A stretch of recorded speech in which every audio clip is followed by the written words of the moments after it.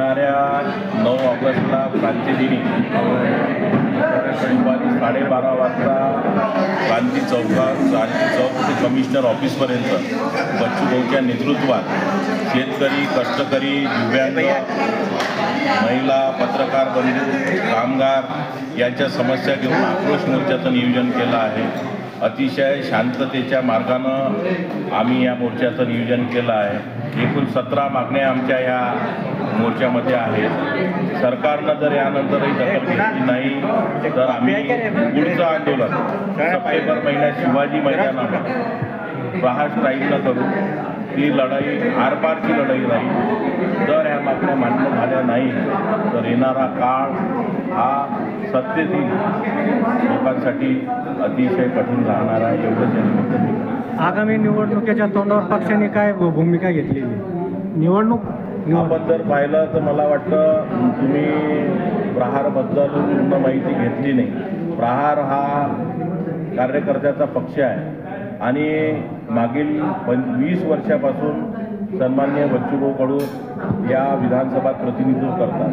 परंतु आमदार असताना सुद्धा बच्चूभाऊंनी शेतकऱ्यासाठी, शेतमजुरासाठी, दिव्यांगांसाठी अनेक आंदोलनं केली। सत्तेत असताना सुद्धा सरकारविरुद्ध बोलाची कोणाची ताकद असेल तर ते बच्चूभाऊची आहे। म्हणून आपलं जे म्हणणं आहे त्या निवडणुकीच्या तोंडावर आपण एक का आंदोलन करता हे फार चुकीचं आहे। जागा किती उभे करणार? आम्ही 20 ते 25 जागे विधानसभा निवडणूक लढणार आहे। सोबळावर मराठवाड्यातल्या त्यातल्या किती जागा आहे? मराठवाड्यात आम्ही 4 ते 5 जागी लढणार आहे। तिसरी आघाडीची पण चर्चा आहे शहरामध्ये, का तुम्ही तिसरी आघाडीमध्ये सामील होणार आहे? नाही, त्यावर निर्णय आमचे पक्षाचे संस्थापक अध्यक्ष कडून घेणार आहे। हा प्रश्न त्यांना विचारला जातो। मोर्चामध्ये किती लोक येणार? कुठून मोर्चा निघणार? मोर्चामध्ये अंदाजे 2 लाख लोक येणार आहेत। क्रांती चौक ते कमिशनर ऑफिसपर्यंत हा मोर्चा राहणार आहे। अतिशय शिस्तबद्ध आणि शांततेनं आम्ही हा मोर्चा करणार आहोत। परंतु या मोर्चाची दखल जर सरकारनं घेतली नाही तर येत्या सप्टेंबर महिन्यात आम्ही मुंबईत शिवाजी पार्कवर एक मोठा मोर्चा काढून अतिशय तीव्र पद्धतीनं आम्ही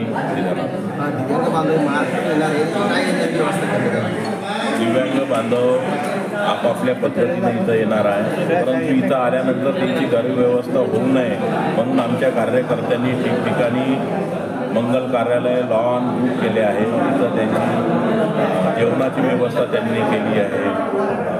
सर्व प्रकारची त्यांची व्यवस्था त्यांनी केली आहे।